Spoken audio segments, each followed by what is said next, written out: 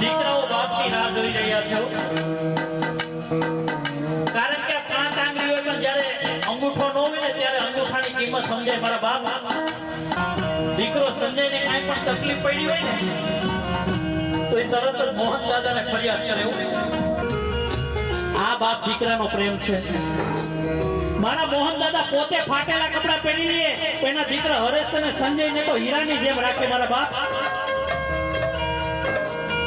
બાપ જીવતો હોય ને ત્યારે સૂરજની જેમ તપે પણ જ્યારે સંસારમાંથી વિદાય લઈએ ને ત્યારે એટલું જ અંધારું થઈ જતું હોય આજે દીકરાઓની આંખ ભીની થઈ ગઈ આજે એના પિતાની રાહ જોઈ રહ્યા છે કે મને આવા પાછા પિતાજી ક્યારે મળશે મને હાથ ફેરવનારા ક્યારે મળશે મારા બાપ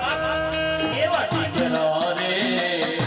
ઓરસભાઈ જુએ પિતાની વાટ રે મારા પિતા ક્યારે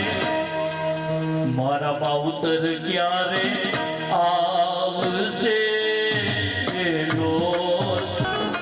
દીકરા હરેશ અને સંજય તને આ દુનિયામાં કાંઈ પણ તકલીફ પડે ને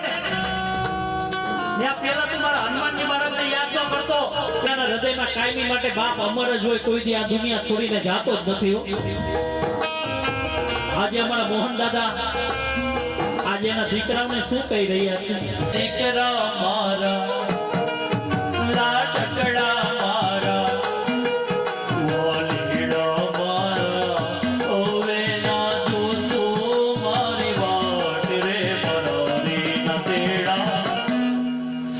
બાવાના તેડા આવ્યા રે લોલ મારા રામના તેડા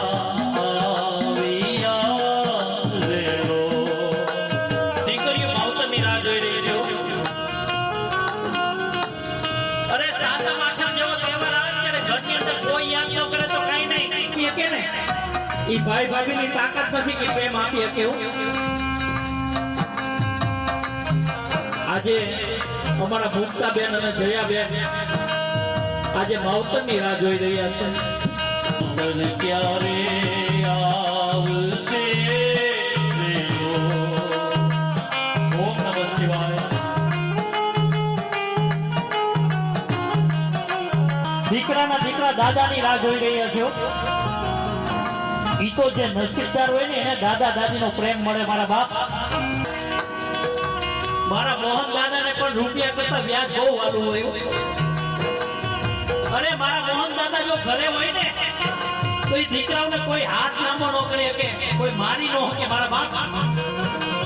તરત જ મોહન દાદા એમ કે મારા દીકરાઓને ન મારતા હું હજી બેઠો છું દીકરાઓને રાત્રે નીંદર ન આવે તો દાદાને કે દાદા હાથ ફેરવો તો મને નીંદર આવી જાય આવો પ્રેમ પાછો ન મળે મારા બાપ આજે દીકરાના દીકરા દાદાની રાહ જોઈ રહ્યા છે કે મને આવા પાછા દાદા ક્યારે મળશે આજે દીકરાઓ શું ફરિયાદ કરી રહ્યા છે